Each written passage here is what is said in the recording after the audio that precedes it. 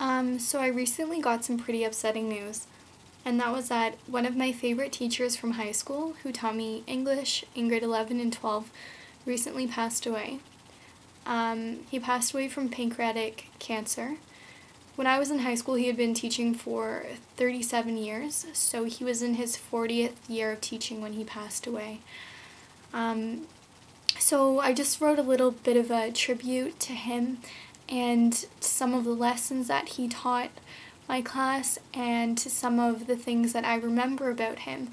And I feel like the lessons that he taught are worth sharing with other people, so I just wanted to read you what I wrote.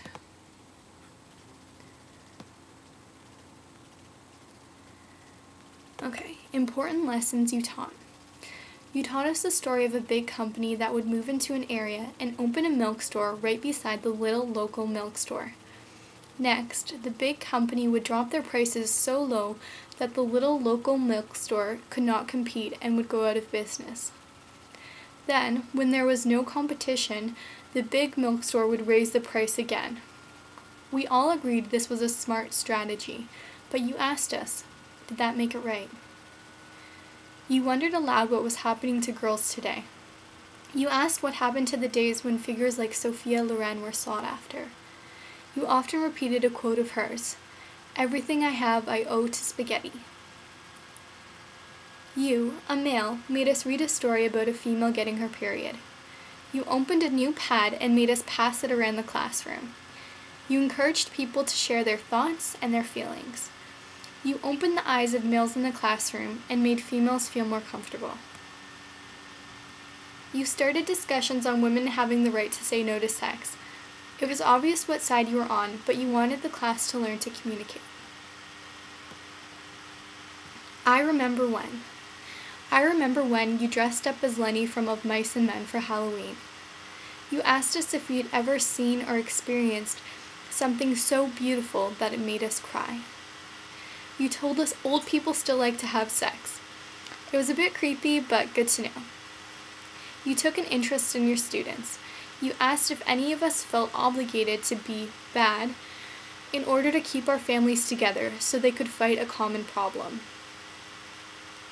I cried during a presentation on homelessness, and you gave me 80%, even though the presentation was not very good. I think you just like people to be emotional and open. You expressed your dislike of people who try too hard to wear what is in fashion. You talked about how ridiculous it is to buy things that are so in fashion one year, a person cannot wear that item the next year, because it is obvious that it was last year's color or something like that. You were kind and humble. You were patient and never got angry. You left the class during our tests because you trusted us not to cheat. You lent us your own personal books and videos and didn't make us sign them out. You simply trusted us to return them. You never looked directly at us when we were giving a presentation, and I wasn't sure if it was because you thought we were nervous or because you would have been nervous. You influenced us to think beyond the obvious and dig deeper. You discussed issues that felt relevant to our lives. You told us stories of past students. You told us about students who had committed suicide.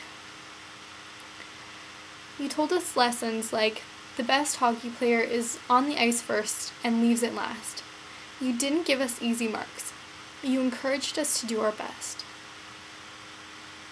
You showed us, by example, how to be a good person. You told us old sayings, and one is very relevant right now.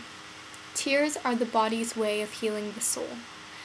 I thank you for everything you taught me, and I hope you know how much you influenced your students.